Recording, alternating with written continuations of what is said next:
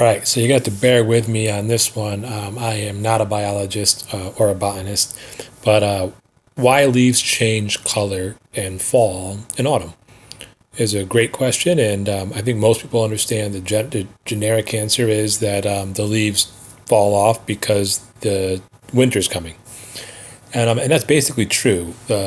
Nature is really good at conserving energy and not wasting energy, so the trees recognize that they can't keep producing chlorophyll and making because photosynthesis isn't really going to work all that well when we have less sunlight.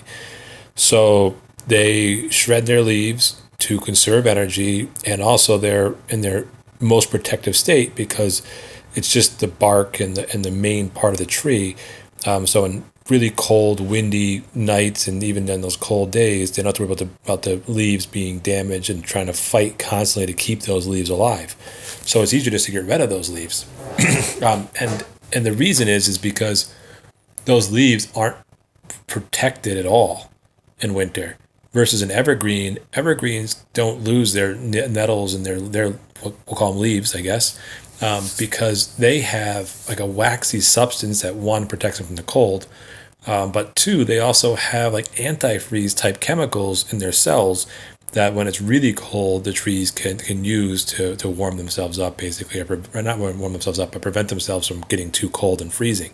So evergreens don't need to shed their leaves because they're not using energy to keep their stems, keep their leaves alive.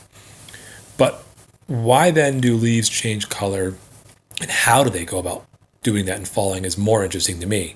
So let's start with your temperate and boreal zones, your different those types of forests.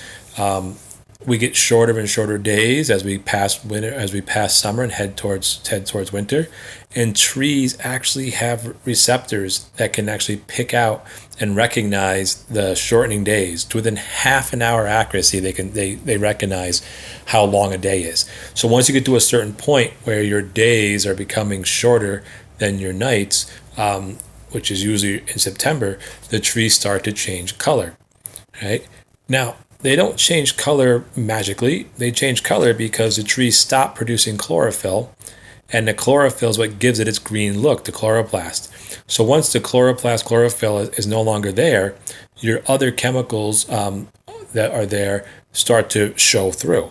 And I wrote those down because I didn't know what they were, and I might say them wrong. They are carotenoids, and which gives you yellow, orange, and brown, and anthocyanins, which are red and purple. They're always there, but when the chlorophyll leaves, then you can see them.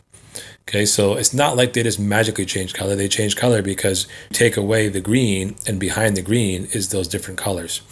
All right, so interestingly, though, it's not just that the leaves change color and that they can tell when it gets darker and how long the days are.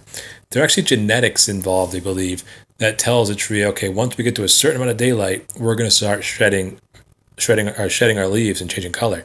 Some plants start as early as August, while others, I think oaks, will hold on as long as possible. They might be in the middle of October before they start to drop their leaves. And scientists haven't really figured out fully why or what's the difference. So it's genetically controlled when they're going to actually start turning color and falling.